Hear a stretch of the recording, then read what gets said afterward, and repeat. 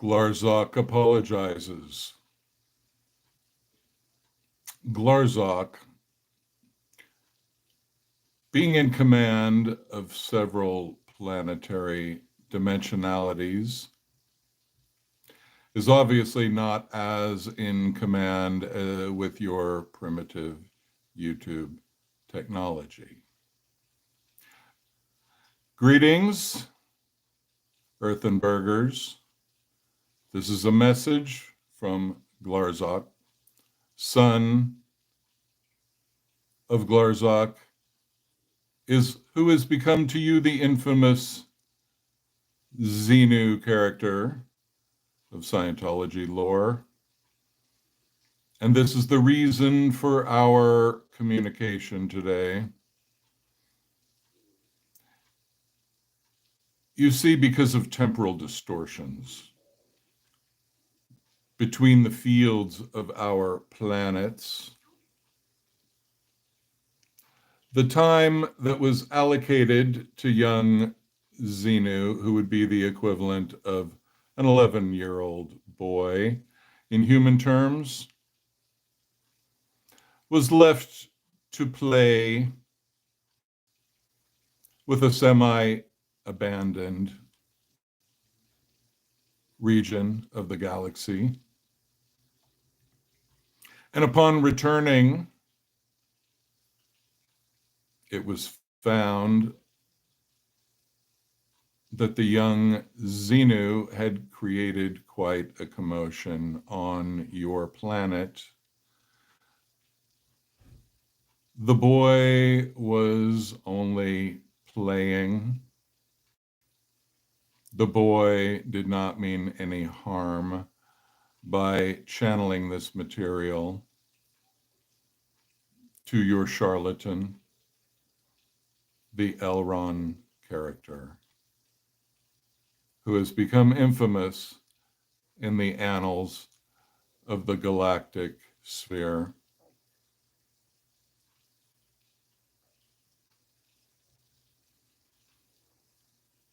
And now it is time for us to set the record straight.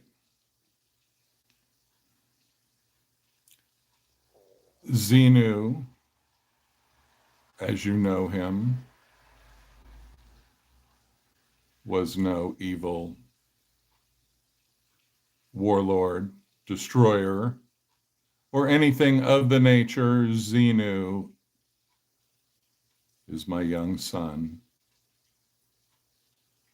who has behavioral issues in terms of what we think of behavior needing to be in our quadrant of the Galactic Federation.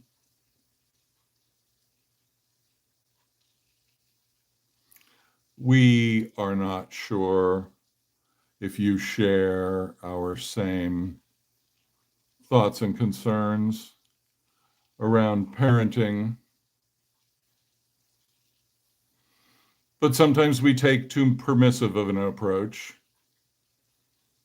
and we find areas of the galaxy that are semi-inhabited or almost uninhabited, and we allow our children to play and to do science experiments. And it has come to our attention that our sweet little boy Xenu was putting your so-called science fiction writings into the brain of a very unstable man known to all of you as Elron, known to us as the low-level charlatan of a very empty galactic neighborhood. But nonetheless, I must apologize for my son and his participation in what would become the creation of a very negative collective on your planet, which has impeded much of the evolution of the planet that you call home. And we are aghast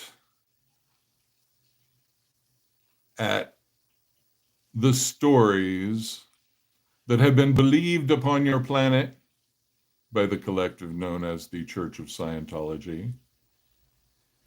We ask you to consider logic for a moment. Why would it be that we would need to kill people on our planet only to dump them in volcanoes and only to then blow them up with hydrogen bombs to then take their souls and reprogram them? Do you think that we are so inefficient on our planet? I sincerely hope not. For on our planet, it would be enough to simply astrally transport those souls to any part of not only this galaxy, but any other that we would choose to transport them to. So the idea that we would need DC 8s or DC 10s or any sort of DC replica to send is preposterous. As is the entire collective that you know as the Church of Scientology. My God, your planet is truly primitive if you believe that saying have an arm, have an arm, have an arm, good, is a spiritual practice. Surely you must be joking. Although we don't joke in the same manner on our planet as you, nonetheless, we believe truly you must be joking. Please tell us that that is the answer, so that we may have faith in the souls of mankind, or as our son erroneously taught the charlatan Elron, Thetan, there are no Thetans, there are no Thetans.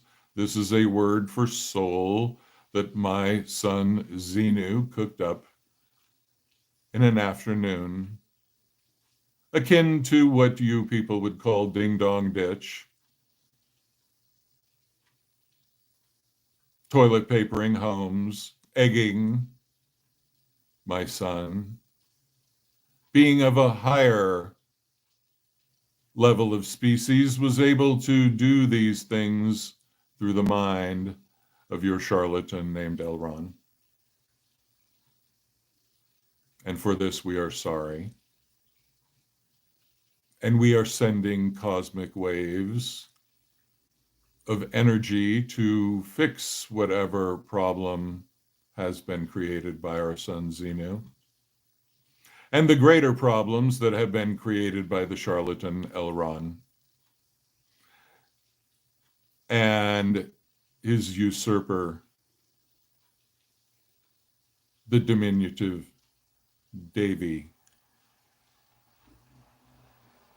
with his quite scandalous slavey navy. You must understand that we interdimensional, intergalactic beings have far more imagination than your charlatan Elron. And we would not allow for such juvenile concepts to be spread were it not for the misdeeds of our child, little Davey. And so we beg of you to forgive us and to see our planet in a higher light. And you may ask, what is the name of our planet? It is unpronounceable by all parts of your human physiology. And this is only the beginning of a longer conversation that we will have on how you need to straighten out your planet from all these evildoers. But as the father of sweet little Xenu, who was only playing for an afternoon, although in your Earth years it was plus or minus 60 years, we are asking you to forgive Xenu. You may lay all the blame on the deceased charlatan Elron, for it is he who needed to have the wisdom to see through the false messages of our precocious youngster. And we sincerely hope in future transmissions to bring you the wisdom of our planet and allow you to download energies beyond what any scientological experiment has so far given you on your planet. You see, and we will give you one key before we depart this introductory message. The Scientological experiment has failed. The Scientological experiment is an experiment devoid of emotions, and humans require emotions. And therefore, because our 11-year-old little Xenu was not aware of the realm of emotions so important to you humans, there was a big chunk left out of this method that otherwise would still have been complete bullshit. But without emotions is all the more laughable. So besides being completely preposterous, juvenile, and asinine, Scientology has also missed the most important part of what it claims is its mission: to clear the planet. The planet will not be cleared by steamrolling over the emotional realm of the human creatures that inhabit it. The planet will only be cleared through deep emotional processing, as well as mental and philosophical realignments that are to take place as a result of our future transmissions, which we cordially invite you to. So please waste no more of your money on the charlatan Elron's scheme. We will provide one for free that will replace all of the so-called technology that the charlatan Elron perpetuated upon your planet. And we will say once again that the missing ingredient is emotion, and that we do not have, but we are very aware that you do and you must, and that this is the centrality of your phase in the evolutionary matrix.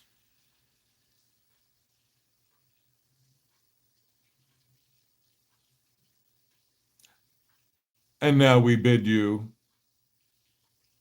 farewell And we will turn this channeling back to the being of the actual channeler, the only being on earth able to transmit our message to humanity, the great Davey Mismanige,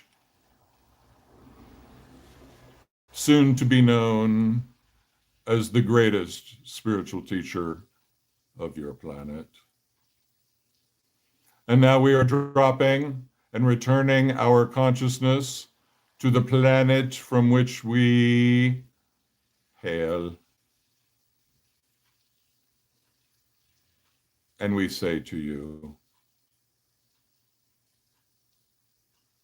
as the great precursor to our knowledge, the great scout who once came and gave the beginnings of our message, as he transmitted to you, so shall we transmit now in dropping from the physicality of the great Davey Mismanige. Nanu Nanu.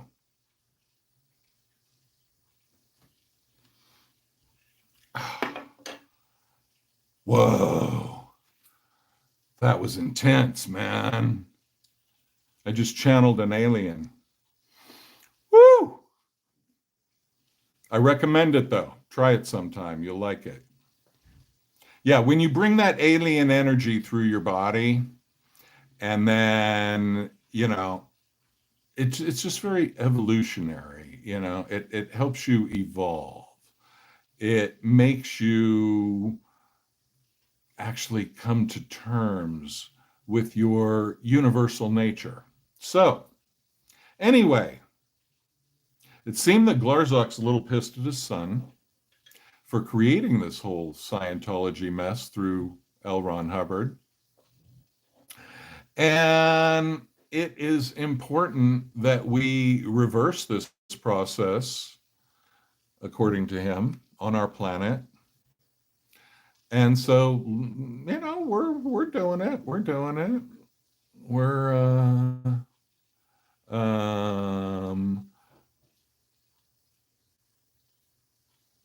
Elron is alive in other realms. Elron is not alive on the Earth realm because remember, Elron, according to Elron, could not do the type of research that was needed to be done while still encumbered by the physical form. So it was very necessary for Elron to drop the body, to transcend the physical form, and conduct research in the higher realms, which completely makes sense. But now that we've received alien knowledge from beyond, it's going to get confusing because we're going to have to really go through this whole Elron story with a fine-tooth comb now, because there seem to be some problems with it. And although that's very disappointing because we did think that Scientology was quite infallible, now we're going to have to actually come to terms with the fact that maybe not infallible after all. Weird, very weird. But that's what happens.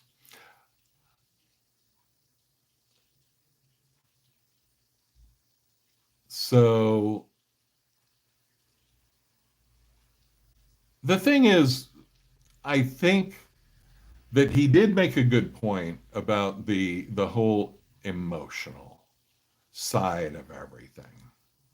That Scientology claims to do all this amazing healing for people, but actually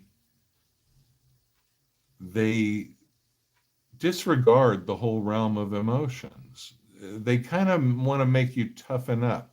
They want to make you able to seem like you're in control of your emotions, but they don't really seem to want to help you process your emotions.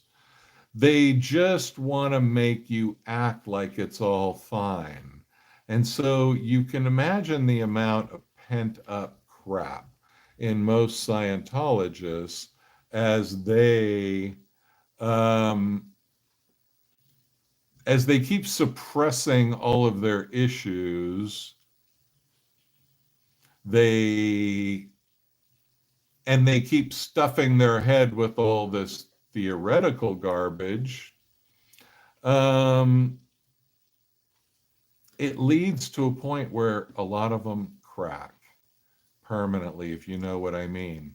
A lot of Scientologists don't make it for various reasons. One reason is that they end up not seeking medical attention because of the belief that all illness is related to some kind of person that doesn't believe in Scientology that might be in your midst. That's simplifying it, but that kind of thought actually makes people not go to the doctor because they think, well, if I'm getting sick, there must be something I need to clear on the e-meter. I mean, hey, it's a fair conclusion to come to, right? If you get sick, the first thing you need to do is get on a lie detector test and find out who might be an evil person in your midst. And there's nothing better than a lie detector test for finding that out, right? I mean, we all know that. So you get on the lie detector test, and then you start trying to figure out who's the witch, who's the evil one, where's the negativity hiding, right? And then when the thing goes beep, then you're like, I found them. Can you imagine back in the Salem witch trials how much more efficient it would have been if they had e-meters? Seriously. I am not even joking.